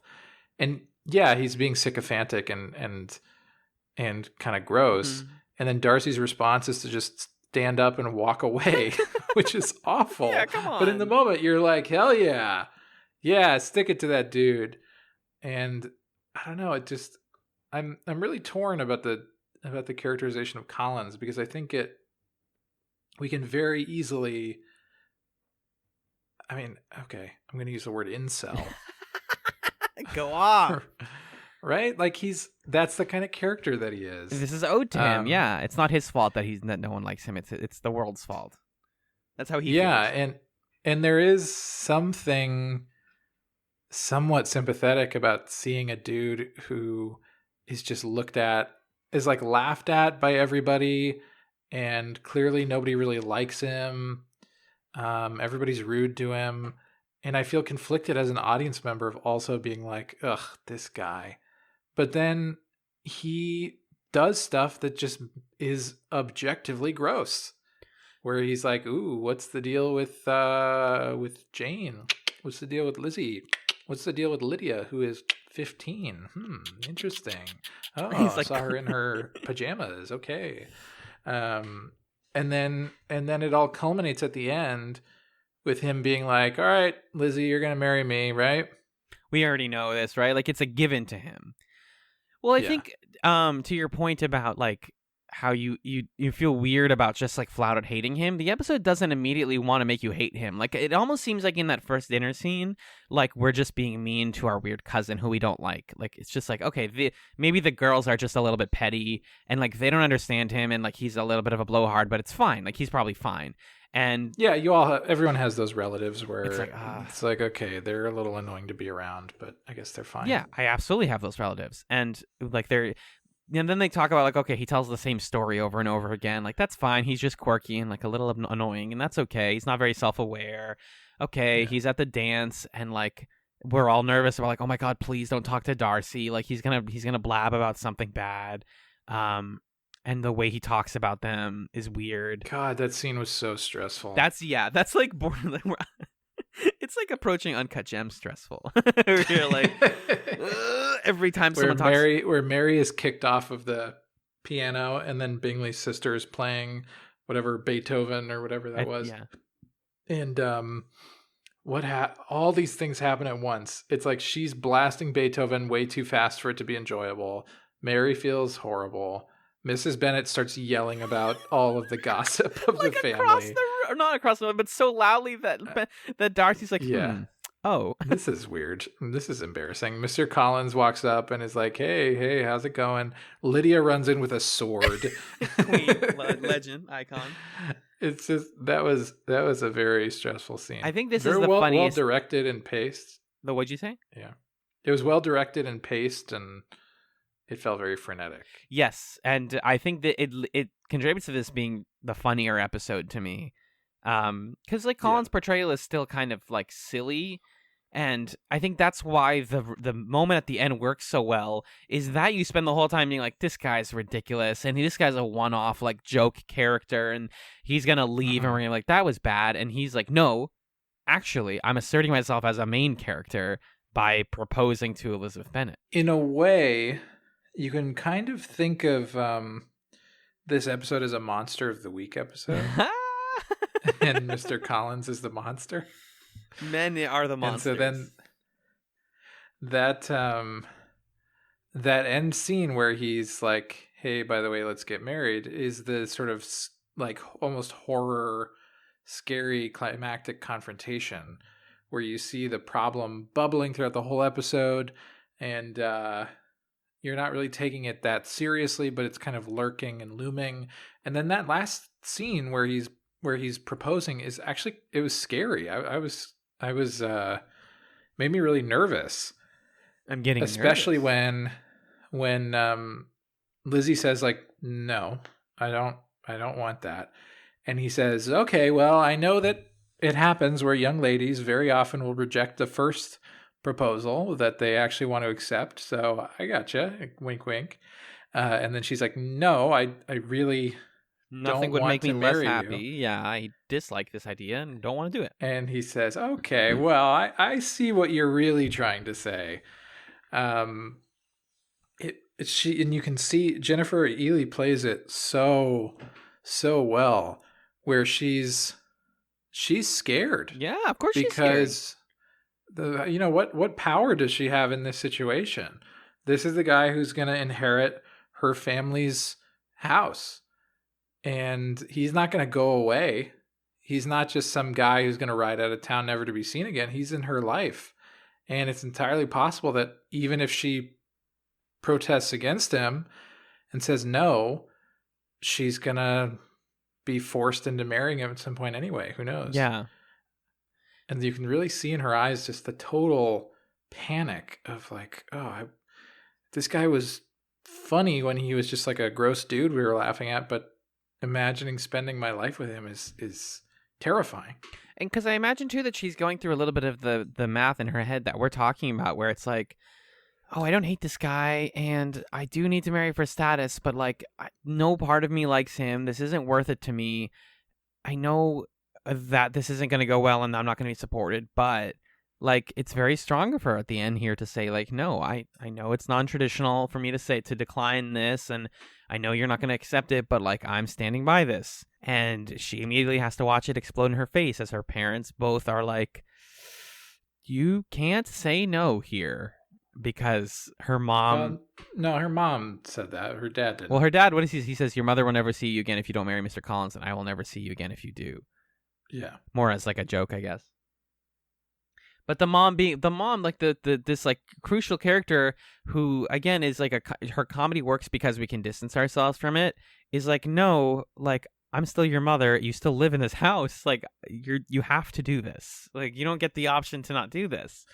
Right, because for the mom, it's the perfect deal. Like, okay, the guy who's going to get our house, it's going to be in the hands of our daughter, Lizzie, who's like the best daughter that we have. Perfect. No problem. She doesn't have to marry Darcy. Because, again, we didn't talk too much about this, but it seems like Mrs. Bennet doesn't know that much about the like Elizabeth and Darcy stuff bubbling up. So she has no reason to believe that that Elizabeth is pursuing anyone else. So she's like, okay, the first thing that came to you is good. Take it. Yeah. And she probably buys into something really grim that Collins says when Elizabeth is refusing him, where he says, well, just keep in mind, you might never get another proposal again. Yeah. So you should probably just say yes to me. And the mom probably believes that that's a possibility and is scared of that. So again, her high octane stress in this scene is totally justified by the pressures of the system in which they all live. Mm-hmm. And it's a position of privilege. Like, the dad is making the morally correct choice by saying, like, that dude, please don't marry that dude. Yeah. He's reprehensible. But also it's so easy for him. Yeah, he can just say that. He can just be like, yeah, don't. But like, he can't do anything to stop that also. Yeah. Yeah, and it's because, so other than her father, she kind of doesn't have anybody on her side here, because her sisters talk about like, marrying for status. And then she goes the next day, or like they're talking to Charlotte Lucas, who comes by, and she hears yelling, and she's like, what's going on? They're like, oh yeah, so Mr. Collins just proposed to Lizzie. She declined him. Isn't that crazy? I can't believe our sister did that. She's like, huh, interesting. And we're to understand that Charlotte Lucas is going to just do what she said in the first episode and choose and marry first and then fall in love later. And she's just going to she's going to scoop up Mr. Collins like a scoop of ice cream. Yeah, she does. She leaves with him at the end of the episode. And it's like, your best friend is doing this. Your sisters want to do this. Your mother wants you to do this. What's your issue? Like, why don't you want to do this? Right. So it puts Lizzie in this like such a terrifying but like narratively rich situation where, like, okay, now you have to figure out. You have to now move on and like get up the next day and like deal with that consequence. It kind of feels like a middle act, like dark middle act or something, but we still have 4 episodes, so it could get so much worse. It could get so much worse. I want to go back to that ball scene though, because there is a lot in that like really tense ball scene that we're talking about. Besides just the like hectic feeling of like everybody is talking and hearing each other and gossiping and all of that, we get a wonderful, wonderful dance scene that mainly focuses on Elizabeth and Darcy, and I love like dance talk scenes. Like, we've covered Aaron Sorkin shows on here before, and the walk and talk, while effective, is kind of like rote, but the dance and talk, ooh baby, I love it. I think it went on a little too long. Yeah, a little bit. You noted in your stuff here that it's like not as kind of like smoldering and sexy as you kind of expected. I want dance it to be talk. sexy. Come on, I wanted to have a little crackling energy. It's so restrained. I think part of that is just the dance is a group dance, and it's not like it's just the two of them together. So even as they're talking, they're both A, trying to maintain the steps of the dance, and B, or follow the steps of the dance, and B, like trying to split their focus and have an intimate conversation at the same time. Like, it's just, it's hard for them in universe. I totally get the characterization of Darcy here, where like his feelings for her are so strong that the only thing he can do is either show her no emotion, or he would have to like pour everything out of himself. Yeah. So he's completely buttoned up. I was charmed by the fact that when they're dancing, Elizabeth is like, so we can talk while we do We can this. do two things at once. You're allowed, Darcy. And he's doing, like, he's asking her to dance and doing the dance thing because to him it's like, okay, this is what people do, right? Yeah, this is how I do this.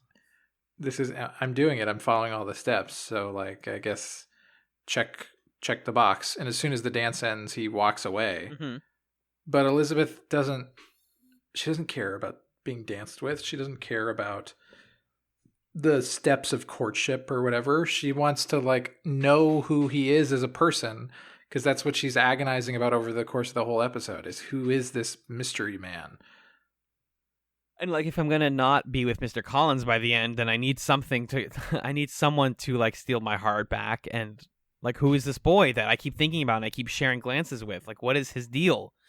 It feels like another way to read Darcy is that there's some sort of dark mystery behind him. And I've seen some interpretations of the story that is, like, the core mystery of this novel, which I don't agree with. I think the humanity of it is that there isn't a mystery behind Darcy. He's just a deeply flawed, like, sad rich man. There isn't, like, an inciting event or, like, some tragic element to his past that explains away his aloofness. It's just, like, it's where you find yourself socially in life and your family situation. Yeah. And she wants to find that stuff out. She wants to understand him. So she's dancing with him, being like, talk to me. Like, let's learn about each other. Like, we can't, this is how we do it, is we talk during the big group dance. And it feels a little flirtatious and it feels a little bit, like, inquisitive. But, yeah, I definitely agree that it's, like, a little long and doesn't feel as fruitful as I would have hoped for this, like, dance flirty scene. Yeah, and maybe that's the point, because that's how Elizabeth feels about it. Like, this was just a frustrating going through the motions moment. Yeah. Right. But as a viewer, it's also like, come on, I want to see this sexy dance where they're like, Yeah, you know? yeah, I think like, this show and this book, the book it's based on, do a great job of holding out the, like, them being explicitly romantic, like, passionately in love with each other stuff for much later, so that it's really rewarding when it happens. And, like, up until then, it's like, we can't do this because of societal constraints. We can't just, like, go out on the veranda and, like, talk about our feelings. Like, this has to be in the confines of us dancing, because if we walked out, everyone would think that we're doing something awful or whatever. So this is the best they can do right now. Yeah. But yeah, I like their stuff a lot, and I do, like, enjoy their chemistry. You had noted here that you wondered if Colin Firth had to practice his, like, oh fuck, Elizabeth's looking at me.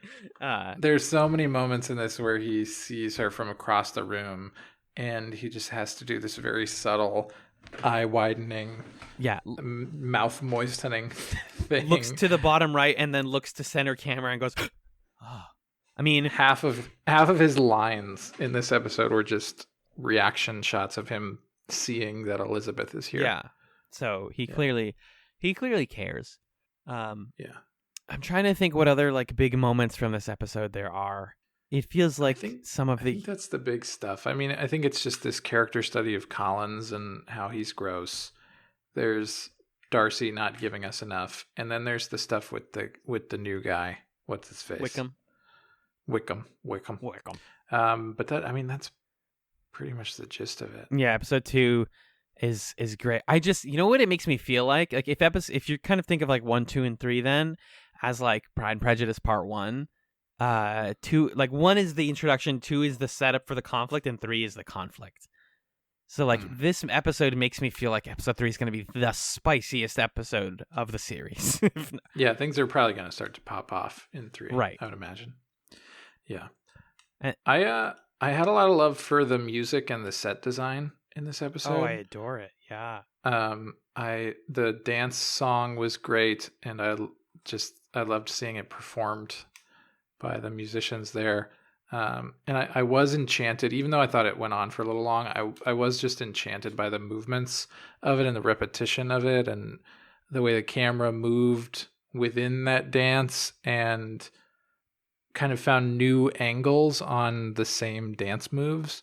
so that it didn't totally feel like a stale experience as it was going. Also, that must have been a pain in the ass to like do takes of and match up the continuity for that because you have to like portray the dance as this continuous motion, but obviously you're editing together different takes and different line readings, so that must have been an ordeal. But I thought that it turned out really fluid and smooth and a good kind of fusion of music and cinematography. And then yeah, the wallpapers are real. They're really something. They're really, everything is so gaudy in exactly the right ways. I mean, you think about all the different, like, one of the criticisms I remember having of the book originally was like, it's all people hanging out in houses and then people dancing. Like, that's the whole freaking story. But like the set design of all of the different places that they do dances really says a lot, both about the class and like what to expect from this conversation. Like, this is easily the most audacious ball that we've seen in the show so far. And everyone is wearing their best outfits, and you really get this like performative aspect. There's even a shot during the dance that's like all 5 people on the front line, like facing directly to camera, where it looks like they are performing for us. Like it's a dance troupe performing for us. Before we start cutting back into just Lizzie and Darcy. And the like, if you want to like get super zoomed in on the cinematography of it, the fact that this dance and most dances of the time of their like Regency era are not they're not like just one-on-one dances. You have a partner, but you are dancing with the entire group. So probably 50-60% of this conversation they're not making eye contact because they have to keep spinning around other people. It's just really engaging and really and you have like the whole like orchestra playing with this one. Like it feels like a tier above all the other dances we've seen. Yeah, for sure. One of my other notes on episode 1 that I didn't mention anything about was like, speaking of being able to see class in both cinematography and like set work, is right before Jane goes to Bingley's place. And we see like we see them eating dinner, like we see the Bennets eating dinner, and it's a very simple like white tablecloth individual plates dinner. And then as soon as we cut over to Bingley's place, it's like, candle lit, gigantic chicken, a full feast for all of these people. Like they really want to convey like these are, despite them all feeling like they are technically in the same society, they're living different lives. Right, and those differences are really starkly apparent. Right. Like Miss Bingley, the way that she maneuvers and doesn't like Elizabeth feels like it comes from her class and her upbringing, and not just like something innate about her being jealous. It's like, yeah, she, again, in her part of society, that's how things get done. That's how you get the man that you want. It was really tough to read her in this episode when she tells Elizabeth like, oh, that what's the soldier's name? I keep forgetting. Wickham. She's like, oh, don't trust anything Wickham says. Darcy's a cool guy. That whole thing. Yeah. It's like, well, why are you saying this to Elizabeth? Yeah, that's a good point. Are you actually trying to be like a genuinely nice person? Are you trying to make her even more confused? I wasn't sure. Because Jane separately says that, I thought. Do they both said like differently tell Elizabeth? Like... Yeah, the Bingley's sister tells Elizabeth that, and then Jane separately is like, I was talking to Bingley, and he said that Darcy's really cool. Oh, okay. And Elizabeth is like, well, yeah, of course his friend would say that. Oh, right. I believe that Bingley's being honest because he's Darcy's friend, but like, we don't know for sure. I don't know. I hope that there are teachers out there who are teaching Pride and Prejudice as like, hey, this is what you do. What the characters in this book are doing, you high school kids do. Yeah, these aren't different from you. Yeah, like, can you ask him, like, what did his friend say about him? Well, but this guy said that he's not cool. But he's biased because he's a liar, and he's always lying about stuff. But I've got a big crush on him, so I'm not sure. And I think he likes me, but he doesn't really like me because he didn't smile at me or give me a compliment when I had a new dress on or whatever. It's like, it's so high school. Yeah. everything that's happening in this. Because we get some, but not a ton of like the adults in this story, or like the older adults. I think the funny capper on this great dance scene is that I think it's Sir William that like comes up to Darcy and Elizabeth and is like, "Yo, that was great, you guys you guys are like really, you guys like each other a lot, and it shows in your dancing." They're like, yeah, he's like, that was sexy. and he's just this like old man gremlin who's just like, "Hey, keep doing it. Great job." But yeah, we don't get to like see the adults who are just trying to live their lives, except for the Bennett parents and I guess Sir William, if you can even consider him like a primary character. But like, what do they worry about besides finances? Because all the girls and the boys worry about is kissing, getting married. Oh, I forgot that great shot from the first episode of Mr. Bennett just looking over the books and then like furrowing his brow and pinching his temple or whatever. Yeah. It's like, man, you love to see it. Yeah. You love to see someone furrowing their brow over the books. Always. Yeah. Other things that they should teach kids is this is not how you ask girls out with the whole Collins thing. Like teaching high school kids, like, this is how you guys all act. Everyone used to act like this too. And also never, ever ask somebody out in this way where you have to assume they're going to say yes. Right. Yeah. They should show that scene in like consent lessons and be like, hey, what's wrong with that? Let's drill into that. Yeah. I loved Mary in this episode too. I think her singing adds to the like weird tension of everybody eating afterwards. That's awesome. Oh, that was awesome. Because you don't have to tell us like, ooh, it sucks, but everybody looking at her being like, ooh, like as if they're being stung by her music is so it's so funny. And then for it to be Mr. Bennett who finally comes up to her and he's like, that'll do extremely well, child. You've delighted us long enough. Like, thank you. Yeah. Stop singing. We're all dying here. Let the other young ladies have time to exhibit, which is a very parental way to be like, you're doing great, honey, but let everyone else have fun. Stop. Yeah, right. And I love that moment where Bingley's like, let's have some music. And then Mary just runs to the piano and he says, aha, cool. That's great. This is great. That's what I meant. Yeah. When I said music. It's also, I don't know. It's not that bad. It's a little pitchy. It was fine. It wasn't ready for public consumption for prime time. Yeah. It's like that video of the guy practicing. What is he practicing? The trumpet. The guy yells at him. Trumpet video. Yeah. Yes, where it's like, you do this for inside. You don't do this for performance. Uh-huh. I was going to say that this scene and like watching this series unravel in this episode, for me, emotionally felt like that video that went viral recently of the Sudoku guy solving the Miracle Sudoku puzzle. If you haven't seen this, just go look up like Miracle Sudoku. It's like very easy to find right now. But basically, it's this guy who like is part of a Sudoku like puzzle solving collective. They have like a YouTube channel and stuff, and he's sent a puzzle by one of his friends that's like, or it's a Sudoku that's like seemingly impossible.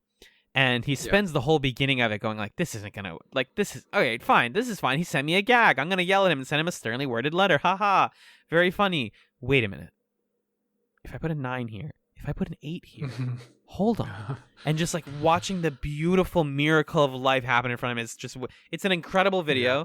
And I mention it again because like, you start watching this and you're like, where can this go? Oh no, Collins is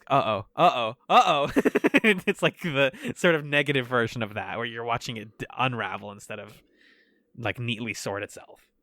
Mm-hmm.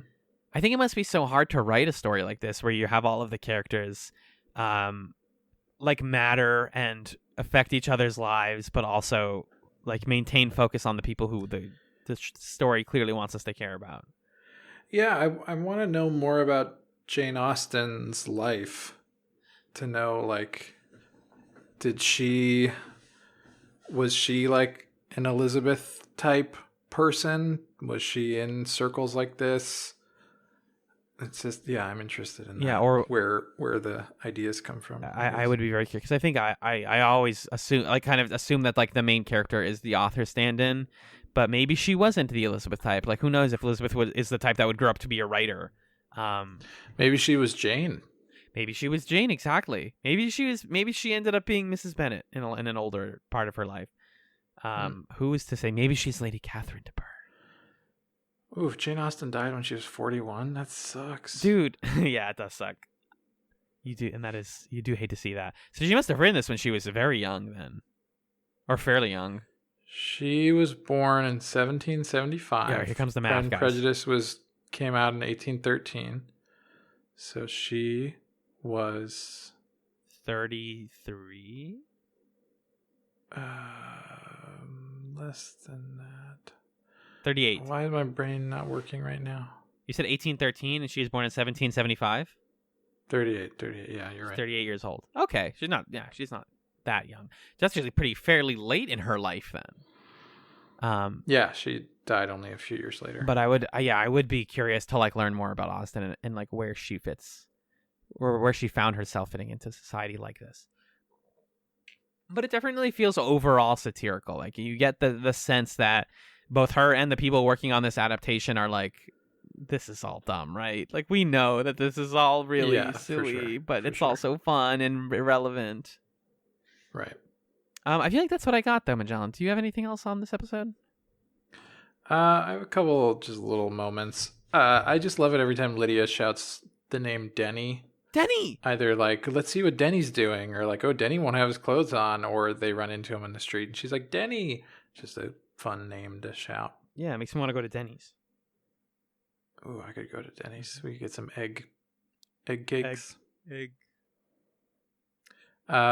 What is Wickham? Wickham. When Wickham meets Collins and then says, Mr. Collins' conversation is very wholesome. The nicest way to be mean. That's a good line. Elizabeth says to Darcy, I hear such different accounts of you as to puzzle me exceedingly. Yes. Who are That's you? good. Tell me. I think my favorite line of the episode was when Bingley's sister is telling Elizabeth about what's wrong with Wickham. And she's like, by the way, did you know that his dad was Mr. Darcy's dad's servant? Huh. Ugh.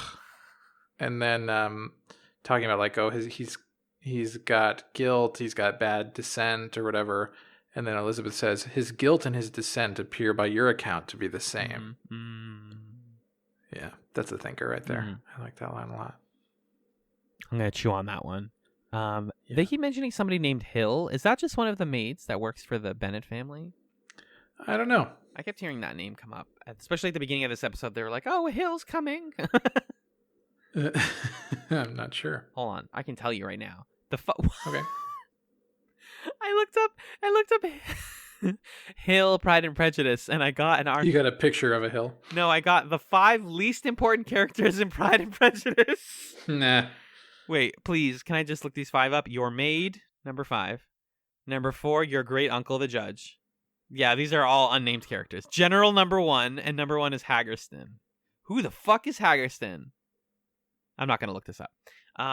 Yeah, that's pretty much what I got, Mr. Magellan. I'm excited for things to go nuclear next week. Also, next week we get the most iconic scene in the series in episode 4 with the lake scene. All right, that's going to be great. If we also get to meet Lady Catherine de Bourgh next week, I'm dead. Dude, that's it. I'm in. Yeah. Lock me in. Buckle me up.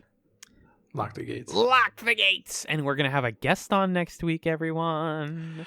We are. My mom is going to join us next week to cover episodes 3 and 4. Very exciting stuff. Thrilling Would stuff. you like to hear what happens in episodes 3 and 4? I would. Please tell me. Well, first off, next week we're watching episode 3. Less than 3 days after Mr. Collins' proposal to her, Elizabeth is shocked to discover that he has been accepted by her best friend, Charlotte Lucas. Elizabeth cannot believe Charlotte can demean herself so, but her friend tells her that she cannot afford to be choosy, and Mr. Collins is a good catch. The marriage is to be soon, but Charlotte begs her to visit them at Hunsford Parsonage in March. Ooh. Oof, okay. Some more Collins stuff. I'll take it. And then episode 4. This seems like it maybe spoils a little bit of the end of episode 3, but we'll see. Angry and upset over his rejection, Darcy decides to defend himself. He waylays her on her morning walk, I guess Elizabeth, hands her a letter and leaves. Oh. The contents leave Elizabeth reeling. Darcy indeed had good cause for his behavior towards Wickham, but Elizabeth can only shake her head in sorrow and disagreement as she reads that, when he separated Bingley from Jane, he believed her to be indifferent to him. What? Dun, dun, That I like that kind of dances around exactly saying what it means, but also what? Yeah, that sounds like a big one. Yeah, that's Bingley, that's Darcy, that's Collins, that's Jane. Oh man, the hype is real. The hype is real. And the show is real, and I enjoyed discussing it with you, Magellan, and I'm excited to do that again next week. Me too. Let's get into telling folks how to contact us. That sound good? Yeah, it does sound good. All right. So you can get in touch with the show in a few different ways. You can email us, chatspod@gmail.com. You can follow us on Twitter or tweet at us, DM us, whatever you want to do, twitter.com/chatspod. You can join conversations about our episodes on the subreddit, which is reddit.com/r/chatspod. All instances of Chatspod are spelled CHATZPOD. If you would like to support the show, you can do that over at our Patreon, patreon.com/chatspod, where you can back us at 3 different possible levels. First, you can back us at $1, which as of right now gets you access to my solo exploration of the X-Files, 1 episode a week. And there may be more $1 things in the future, who knows. $3 a month for sure gets you access to our 3 bonus shows every month, which could take the form of movie commentaries, us piloting potential new shows, or just talking about something. This month, you ready for this? I'm ready for this. Yesterday, actually, we released the first bonus episode of the month of June, which was our commentary of the movie Clueless, which is an Austen adaptation. It is. It's a modern adaptation of Emma. Yeah, Emma. So you can go ahead and listen to that over at the Patreon. You can, next Saturday, listen to our piloting of the show Red Dwarf, which is going to be a fun one. And then the Saturday after that, we're going to be having a discussion about all of the albums of my very favorite band ever, Bare Naked Ladies, and we're going to be ranking them. And putting them into different tiers and stuff. So that'll be a good time. That's all over at the Patreon. And then if you would like, you can back us at $5 if you just think that we're groovy. And if that's the case, thank you. We appreciate that. Thanks. Yeah. Ho ho! It's Mickey. Yeah, I also think it's a good time. Sorry. I was sort of thinking about something in my head. That was a good Mickey, though. Thanks, man. Yeah, you're welcome. It's also a good time while we're talking about putting your money towards things. Maybe there are better things to put your money towards actually than us right now. If you live in the United States, or even if you don't, but you're aware of what's going on in the U.S., things are kind of going topsy-turvy, and there are a lot of causes related to the struggle against police brutality. You can support the Black Lives Matter movement. You can fund bail bonds and all sorts of different things. So we, I think, mentioned some different things that you can support in last week's episode. I personally just donated to a bail relief organization that's Brooklyn specific. So that's sort of the tack that I took on it. I also just donated to the ACLU, which I think is always a good choice.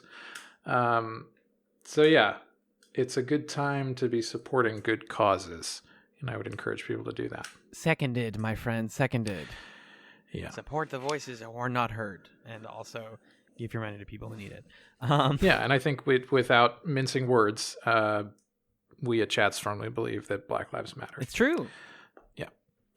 So let's go ahead and do our last little closeout section here, where we talk about if we have some recommendations for folks of things that they might want to watch or listen to or do between now and the next time we have an episode. We call these our Chatsums. Wow. They're little snacks, little things you can snack on in between now and next week. So, Alan, do you have any Chatsums? I mean, I think those donations are the big Chatsum, and we can put some links on Twitter in our description here, but then individual sort of lighter Chatsums. Let's share those. Yes. So what do you got? Yeah, I kind of expected to come into this season with more chatsims about like historical text and like Regency England and all of that stuff. But instead, I've been playing video games. Oops. No, sometimes escapism is necessary. That's cool. Whether Hey, it's that's cool. whether it's through romantic and exploratory period appropriate fiction or rhythm games, we all find our escape somehow. I've been having a ton of fun lately. This game kind of took me by surprise. It's a mobile game called Cytus 2. That's Cytus and then the number 2 because it's the sequel to Cytus. Basically, it's a tappy rhythm game that you play on your phone with a very eclectic soundtrack that ranges between EDM, dubstep, regular pop, some slower stuff. And what's cool is all of the songs are like there's a sort of story setup that it's like in the future. It's like a cyberpunk future. And you're playing as the DJs who are playing these songs in the clubs, in like the future nightclubs. And every time you do well on a song and you like level up your DJ, you get a little bit of story that's told about them and including them through these like forum posts and comment sections on their music. And you learn a lot about the world, and it's kind of like doing world building through like internet culture, which hasn't been done as well as like the dot hack games did it way back in the PS2 days. And I think that's really cool. But also, if you just want a good free rhythm game, there's a ton of songs in this one.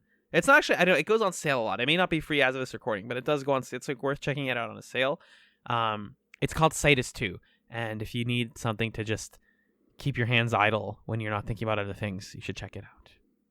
Cool. Margot, what about you? I thought that I had 2 chatsims, but I only have one written down, but that's okay because this one is a great one. I have an album for you. Really? I have an album of B-sides. Oh. And you might be thinking like, oh, okay, whatever, B-sides, they're not great. But let me tell you that these B-sides are better than anybody's A-sides. Oh. All right? Okay. And the album is called Dedicated Side B. Ugh. And it is the B-sides of Carly Rae Jepsen's album from last year called Dedicated, which is also great if you haven't listened to it. And it's a freaking bop. Everything that this lady does is bop-tastic. Really? Even the B-sides? Even the B-side. The B is for bop. Whoa. Oh, okay. Here. All right? Yeah. Huh. Listen to the first. Listen, I dare you. I dare you out there. Here's the challenge. Listen to the first 2 songs off of Dedicated Side B. And then try not to just listen to the whole rest of the whole thing. Huh. See if you can do it. That's the Dedicated Side B challenge. Do it on TikTok. Right. Cool. I will check it out. It's in my list. I was trying to catch up on pop albums, and then I stumbled upon one that was like an hour and a half long, and I really didn't like it, and it kind of turned me off from music for a couple of days there. And I was like, damn it, I hit a bad one. But I'll check out Dedicated Side B, and it'll probably reignite the fire under my butt to listen to more pop music. Window is a great one. Window. It's the second song. Okay. The first one's good too. This Love Isn't Crazy. And again, that's Dedicated Side B by Carly Rae Jepsen. It's available presumably wherever you listen to tunes. Yeah, great. This has been Alan and Magellan for Chatz, the television podcast, and thank you so much for listening to this episode of Chatz and Prejudice. You got it. What's your... Fuck, every time. We go just long enough each season that I forget that I have to do this. Darcy. Denny. Yeah, call to Denny. Thank you for listening. Denny. Hey, Denny. Denny. I love you. What are you so prideful about? We didn't talk about the final shot of the second episode. That's just the mom weeping in the sunlight. It's good. It's better than the first one where it's just the 2 girls being fun sisters. No, that one's good too, though. But it's definitely, the mom just being like, freeze. It's good.